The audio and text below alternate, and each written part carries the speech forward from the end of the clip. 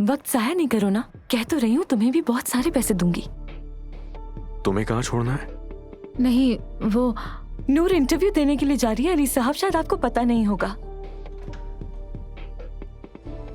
मुझे नहीं मालूम कि इस मौसू पे क्या बात करें, लेकिन तुम्हारी सेहत की ही तो बात है अम्मी। मुझे ठीक होना है, कुछ भी करके ठीक होना है, वरना मेरा शौहर मुझे छोड़ देगा।